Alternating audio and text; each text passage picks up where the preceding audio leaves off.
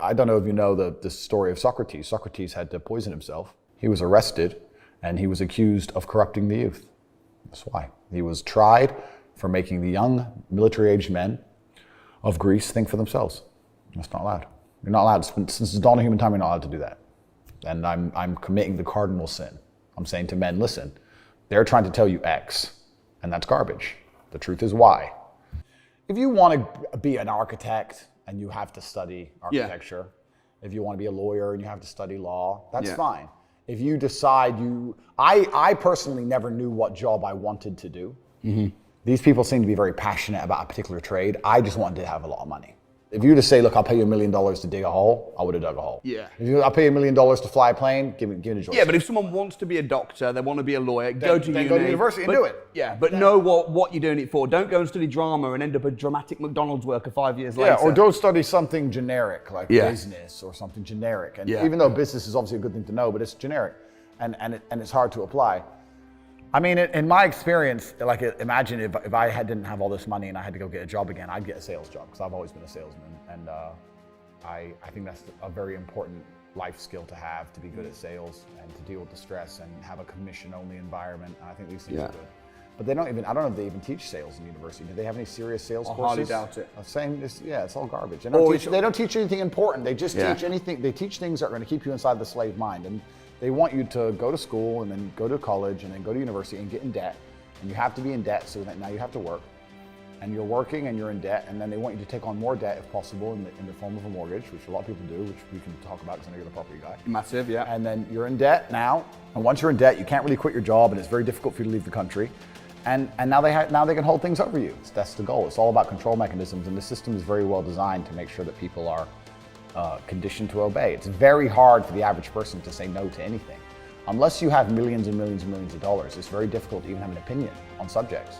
I have friends with normal jobs, and they say to me in private, yeah, man, bro, I wish I could talk at work. They can't say anything. HR will wreck them. You're not allowed an opinion. You're not allowed to talk. It's just work, consume, die, shut up, believe what you're told. That's how it is.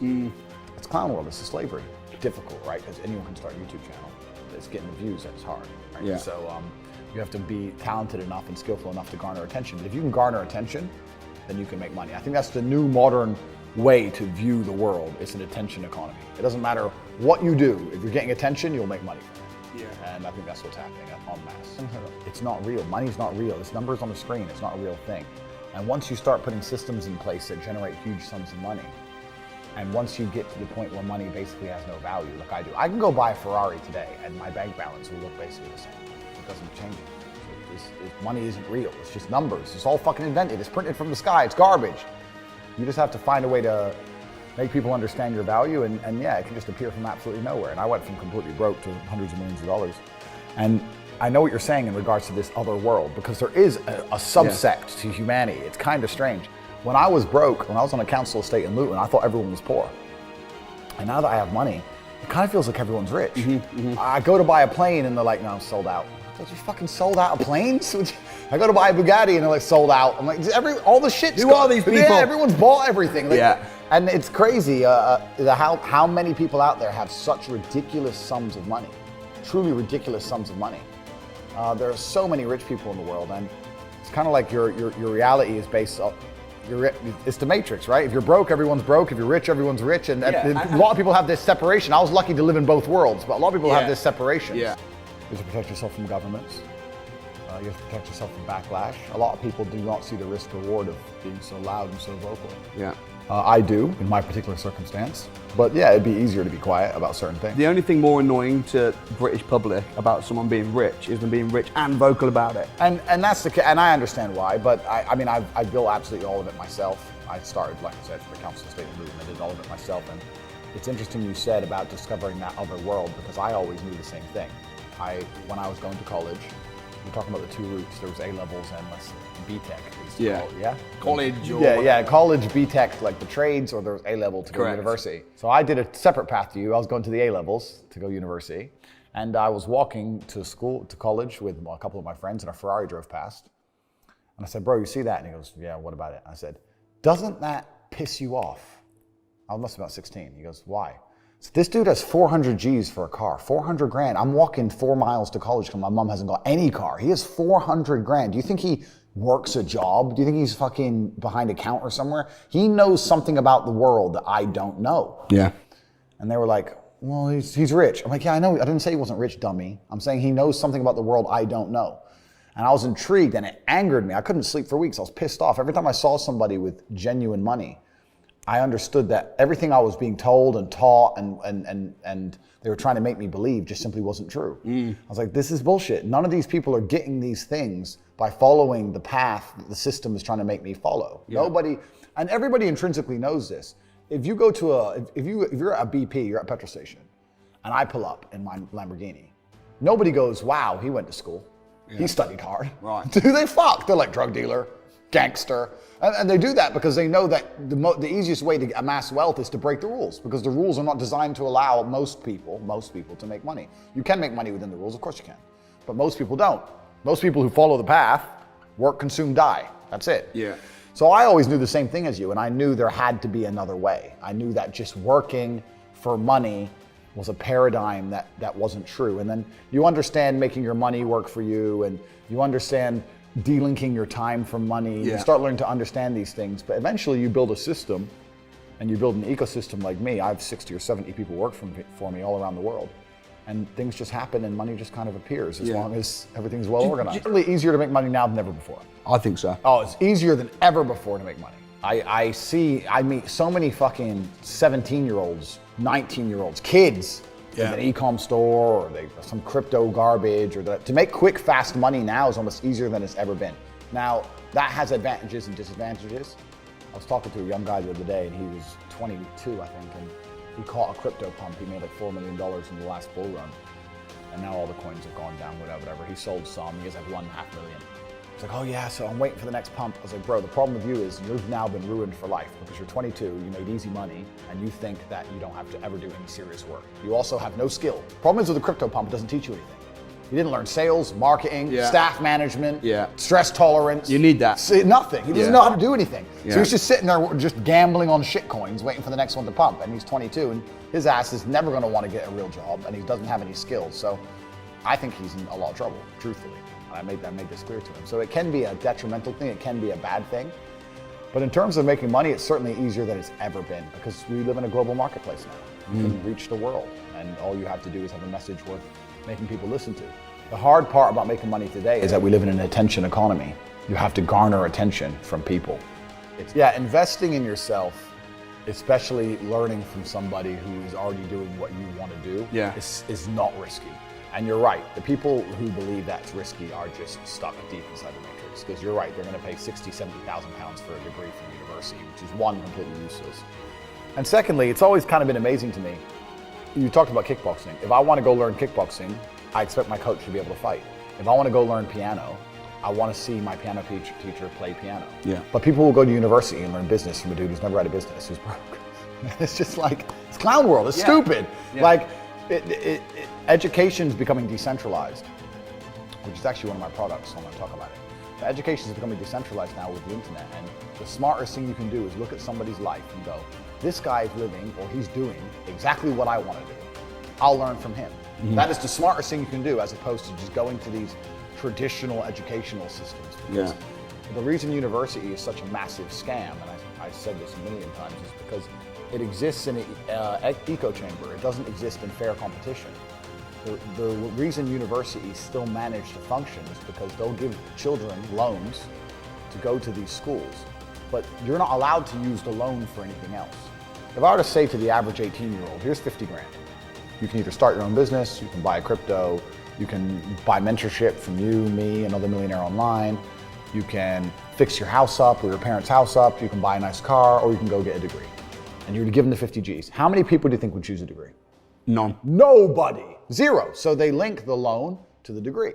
So the choices are either don't get the loan at all, or get the loan and go to school. Yeah. Which means that the universities don't exist in fair competition. There's no fair competition within the entire educational system. Right. As soon as there's fair competition, nobody would choose it, because it's such a terrible choice. Yeah. It suffers from double inflation. It gets more expensive every year, and more degrees exist every year. So the value goes down, the price goes up, year on year on year on year. It's a total waste of time. Yeah. But children are bored and they think, well, I don't get the money any other way, so I may as well take it. And that's why the whole educational system's a scam. I actually have my own university. I'm relaunching it. I'm changing the name. And that's going to be relaunching very shortly. But I have a university that teaches 18 modern wealth creation methods, and it's purely online. And we teach a different way to make money than perhaps the traditional system. And it's cheap. It's like $50, $60 a month.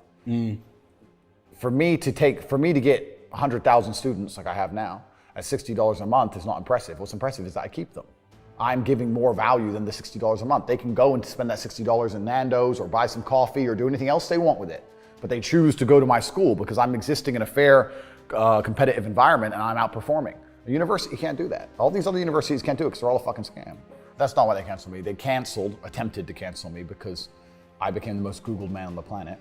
And I had mass influence over the youth, especially males, 18 to 23, 24-year-old males. Yeah. And those are the backbone of the slave force. And we always have been and always will be. It doesn't matter if you look at modern times or ancient times. If you had to build an aqueduct or a road or raise an army, you'd go and find the 18 to 22, 23-year-old fighting age males. We're the most important demographic on the planet. We're the strongest, we have the most energy, we're the most capable of doing the most difficult tasks. And they try very hard to police that demographic specifically. The reason that they talk all this garbage about toxic masculinity, and the reason that they purport in every single movie that men are getting beaten up by chicks, and every single family movie on Netflix, the woman's the smart one and the dad's a bumbling idiot, and all these different things, is they're trying to reduce the masculine tendency to rebel to a degree, because they want this subsect of the population ready to either go die in a ditch or go work for fucking nothing. And what they don't want, the last thing they want, is this subsect of the population to think, because that's the subsect of a populace which causes a revolution. If millions of 18 to 25-year-old men stand in one place, that's a revolution. That's it, it's over. It's not the women marching. The women can march, that's fine. But when shit happens, men have to come along and deal with it. The police have to protect them. Women can march and have an opinion, that's great. But an actual revolution is going to be men, because eventually it's going to become violent. And they don't want large groups of men standing up and going, wait, 3 years you just took all our money, destroyed our businesses. Now the pound is falling, you're inflating us out of the housing market. We don't stand a chance of ever having any kind of financial independence. You're destroying our energy sector to save Ukraine, money laundering. This is garbage. And if enough of them get in a big group in London, then something has to change. And they don't want anything to change. So they try and keep this population subdued. And I'm telling them to do the opposite. I'm telling them to think. And that's the last thing they want. So they decided, Andrew's telling the population, the subsect of the population that we're most fearful of, to think for themselves. So Andrew has to go. And they attempted to cancel me. They have failed. Now I have to make sure they don't try and suicide me. That's the next goal. Because what happens if you don't shut up eventually, that's what comes next. So for everyone watching at home, I would never kill myself. But yeah, it's interesting times we're living in, that's for sure. How did it make you feel when you got removed off of all social media platforms? I mean, were you upset about it? Were you? Top G, bro. I've been around. I've had a hard life. Yeah. I've had a hard life. I've had a difficult upbringing. I've had very difficult situations. Even my day-to-day reality would be too stressful for 99.9% of people on the planet. Losing Instagram accounts or not. But you predicted it would happen as well. Oh, I predicted. I've been talking about it for a long time. I said there's no way they'd allow me to stay on these platforms. It's not in their best interest for me to stay on these platforms. It's not in their best interest for people who watch my products, watch my content and buy my products to sit there and go, I don't need anything else. This guy's telling the truth. I'm listening to him. I'm making more money than ever before. My life is better than it's ever been. Fuck school, fuck uni, fuck you, fuck the news, fuck you. I'm following Andrew. And that's why they wanted to try and get rid of me. It failed. I've moved over to Rumble now. I'm on rumble.com. And the stock price has blown up ever since I've moved over, and I've got 600,000 subs inside of 2 or 3 weeks. Well, congratulations. Thank you. So that's big on Rumble. Yeah, bro, it's massive on Rumble. Like, no one talked about Rumble, right? So they've failed to stop me. They've emptied their clip, and I'm still here. I'm still alive. The bullets have bounced off. But that's the real reason they canceled me.